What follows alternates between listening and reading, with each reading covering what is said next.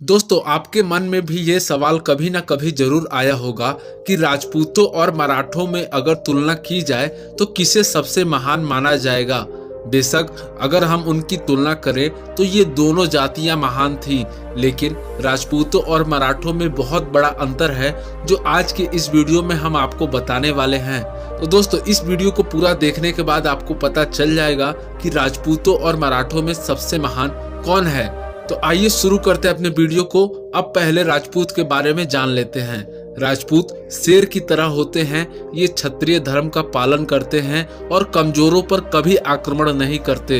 यदि कोई शत्रु किसी राजपूत से क्षमा मांग ले तो वह आसानी से क्षमा कर देते हैं। राजपूतों ने युद्ध के मैदान में भी कभी छल का प्रयोग नहीं किया है। वे हाथ से हाथ मिलाने में विश्वास रखते हैं। एक राजपूत अकेले दम पर हजारों लोगों से लड़ेगा, लेकिन युद्ध के मैदान में कभी भी पीछे नहीं हटेगा। राजपूत कभी भी भागकर शत्रु के पाले में आक्रमण नहीं करते और ना ही भागते हुए शत्रु की पीठ में कभी वार करते हैं। राजपूतों के लिए उनकी आन बान शान युद्ध के मैदान में मातृभूमि के लिए अपने प्राणों की आहुति देना है। एक राजपूत कभी भी पीठ मोड़कर युद्ध के मैदान से नहीं भागता है। वह सीने में छुरा घोंपकर मरना पसंद करता है। राजपूत स्वभाव से दिलदार और शेर जैसे होते हैं। जिस तरह शेर झुंड में रहना पसंद नहीं करते और अपना इलाका खुद ही बना लेते हैं, राजपूत में भी यही पैटर्न मिलता है। राजपूत अकेले रहना और अकेले लड़ना पसंद करते हैं। राजपूतों ने युद्ध क्षेत्रों में अधिक बल का प्रयोग किया है।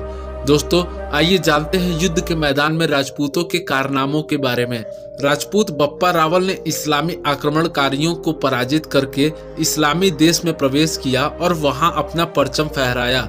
राजपूतों ने 600 वर्षों तक क्षत्रिय धर्म का पालन किया और 600 वर्षों तक इस्लामी आक्रमणकारियों को भारत में प्रवेश नहीं करने दिया। राजपूत सम्राट पृथ्वीराज चौहान ने मोहम्मद गौरी को 17 बार हराया।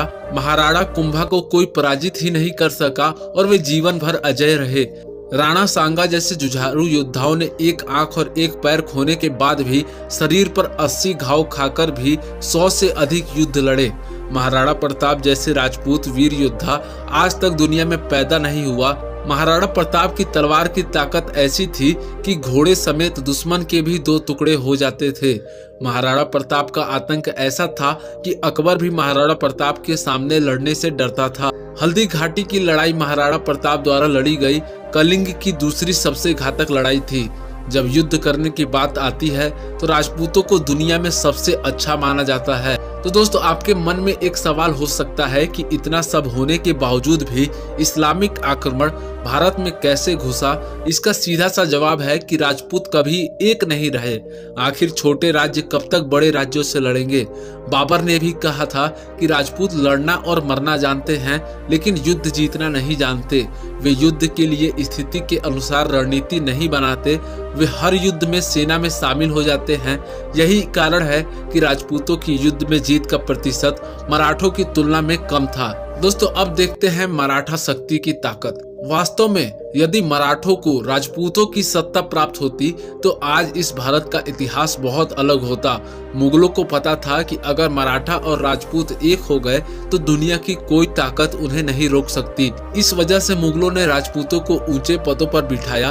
राजपूतों को वजीर बनाया गया। राजपूतों के साथ वैवाहिक संबंध स्थापित हो गए और मराठे हमेशा के लिए उनसे अलग हो गए। लेकिन मराठों ने मुगलों के सामने इतनी बड़ी अपील पैदा की, लेकिन राजपूत कभी भी वैसी अपील नहीं कर सके। मराठे अच्छी तरह से जानते थे कि युद्ध कैसे करना है और इस युद्ध को कैसे जीतना है। इस कारण 5 लाख सैनिकों के साथ आया औरंगजेब 27 वर्षों तक मराठों को परास्त नहीं कर सका। परिस्थिति के अनुसार रणनीति बनाता रह गया। मराठों में योद्धाओं की 36 जातियां थी, जिसमें राजपूत भी थे। राजपूत कभी इतने प्रभावित नहीं हुए कि वे पूरे भारत पर शासन कर सके। यहीं पर छत्रपति शिवाजी महाराज के नेतृत्व में मराठा साम्राज्य की स्थापना हुई थी। मराठों की युद्ध रणनीति चीते जैसी थी।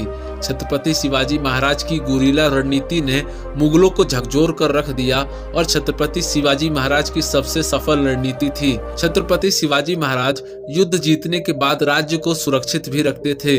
छत्रपति शिवाजी महाराज ने सभी जातियों और धर्म के लोगों की देखभाल की। मराठी योद्धा महान थे, लेकिन राजनीति में भी बहुत चतुर थे। तो दोस्तों, हमने हिंदुस्तान की 2 महान तख्तियों के बारे में बताया है। अब आप तय करें कि कौन सबसे बेहतर है। लेकिन दोस्तों, आज एक बार फिर वह समय आ गया है कि भारत की सभी जातियों और धर्मों को एकजुट होकर भारत को एक महान राष्ट्र बनाने के लिए हाथ मिलाना चाहिए। आइए इतिहास में हुई गलतियों को सुधारें और उनसे सीखें और देश को एक करें। तो दोस्तों, आपको ये वीडियो कैसा लगा कमेंट में जरूर बताएं। हमारे और भी ऐसे ही वीडियो के आनंद लेने के लिए स्क्रीन पर आ रहे प्लेलिस्ट पर क्लिक करके हमारे और भी वीडियोज का आनंद लीजिए। हम मिलते हैं आपसे अगले वीडियो में, तब तक के लिए गुड बाय।